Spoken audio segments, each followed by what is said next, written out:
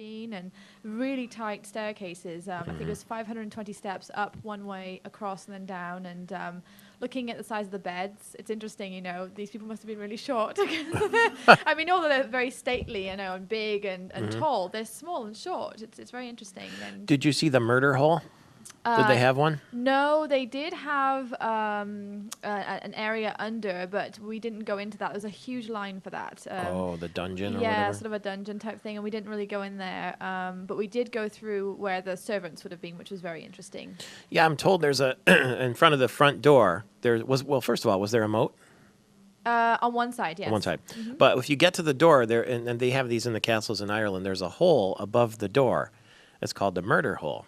And if somebody comes to the door who means you ill will, you can sort of slide this hole open, and down will fall nails and rocks and, you know, also boiling oil and all sorts of horrible stuff. Wonderful. I want to build one at my house, you too. Do? Yeah, because I don't... Do you have people that mean you ill will? I don't well, think so. Anybody that knocks on the door usually wants something, and so, you know, I try not to answer the door. Instead of beware of the dog, beware of the murder hole? Yeah, and just push the button and whammo, Yeah. there'd you get tarred and feathered right there at the door.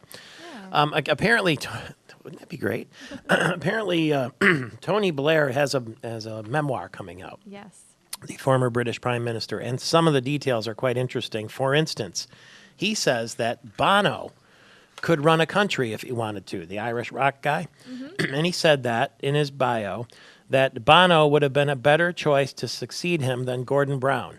Now, that's not a very nice thing to say, is it? Well, it depends, you see, because Bono is actually very into politics. He's into world peace, he's into saving humanity and doing all the right things. And I think he's been heavily involved for many, many years.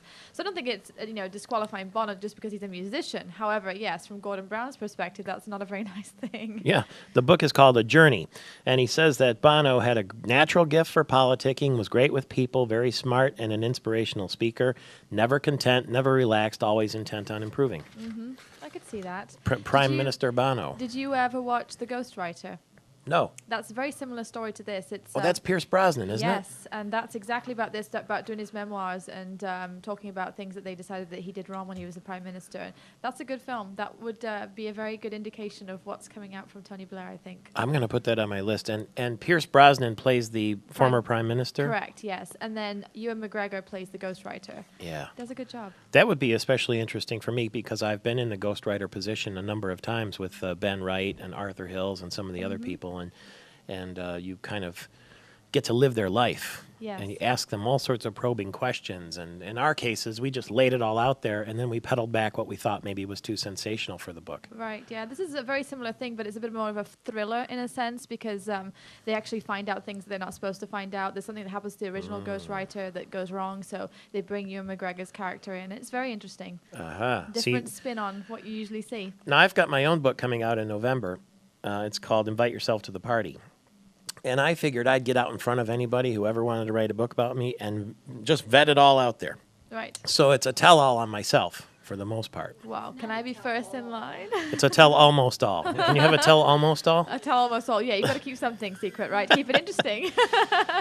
You came across some outrageously overpriced products Yes. that you would like to bring to light here, things that are way more expensive than they ought to be. Right. I mean, in recession period, there are certain things that I think people end up paying that price for basically because of convenience. One of the things I think on the list there is popcorn.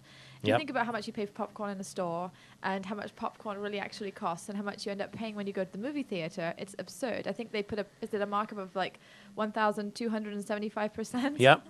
Now, popcorn at the movie theater is tasty and it's good, but it's more of a convenience thing, I think. You can't bring your own food in. No. And when you get there, you're overcome with the aroma of the popcorn. Yeah, and then you can put as much butter as you want on it. Yeah, that's new. Which is terrible, right? and the salt. And if you want, you can pour a bag of peanut M&Ms in there, too, and shake it all up. That's pretty good, too. Yes, I've seen a lot of people do that. It's a tradition, though. It sort of goes along with a hot dog at the baseball game, and those are overpriced, too. Exactly, yes. And then, of course, it goes through the line. I mean, college books. I mean, poor kids going to college, the amount of money they spend on college books. And then it was interesting to read comments from people, mainly college students, students going on this article saying, you know what, they overprice it. They don't tell you until the last minute what book you can buy, so you can't go and look for it in advance for a different price. And also, when they say, well, you can always sell them back, who has time for that, you know?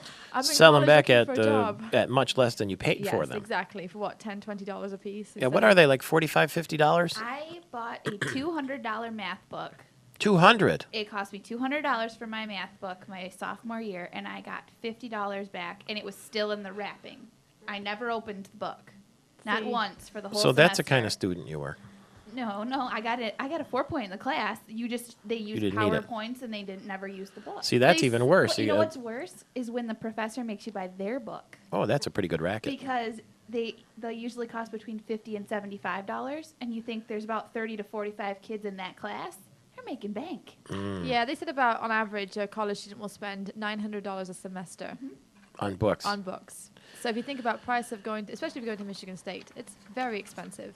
Greeting cards are outrageous. Greeting cards, you know. $3, $3.50. What happened to folding a piece of paper in half and writing your own note? Yeah, I'm going to start doing that again. I mean, there's a lot of money in greeting cards. People write those greetings for a living, and it's a lot of money in that. And it's one of those things, it's convenient. You go into the store, you've got a huge selection to pick from, and why not? And then the other one, of course, is printer ink. Yeah, you can buy a printer for $50, but think about, on the life of the printer, how much you spend on ink. That's where they make the money. Yeah, we have a buddy, Scott Farragon, who owns Cartridge World, and he does half-price ink. And I buy all my ink from him. Yeah, because you take your cartridge back, and he fills it up instead of buying a new one. Exactly. A much better deal than going to the store and paying, $27 sometimes for a Canon tiny little thing of color ink. Yeah, he does a great deal. I've often wondered how much you spend on dry cleaning a clothing item versus how much it costs to buy. Yeah, I mean, that's one of the things that it depends, really. I only do a certain amount of dry cleaning, and if I can avoid buying clothes that need dry cleaning, I really do, because especially for women, a lot of stuff is a fashion statement item that you're maybe going to use for a year. So how much money do you really want to spend, A, on that fashion item, and B, then dry cleaning it?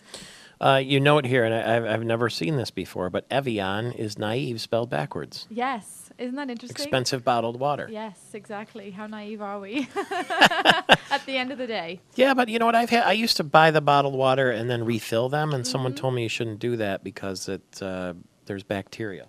That and the plastic really isn't good. If the plastic and the bottled water ever sits in the sun in the car, for example, you should never drink that water afterwards. Oh. There are reports that say that some of the plastic elements will leak into the water, and really and truly stay away from that. It's okay if it's been in a light guarded area and in your fridge and things like that, but not if the sun's had direct exposure onto the bottle. What are you going to do for Labor Day weekend? I have a couple of invitations to go to some parties of my friends in the park and grilling, and we have 2 soccer games. Yay. Yeah. Playing lots of football, yeah. So you're going to chill? Yes. You and Troy? Yes. After having traveled and been busy for so long, yes, we're going to sit and relax. Well, welcome home. Thank you. Thank you very much for coming in, and welcome back from England. We'll talk to you soon. Thank you. World correspondent Nicky Hale.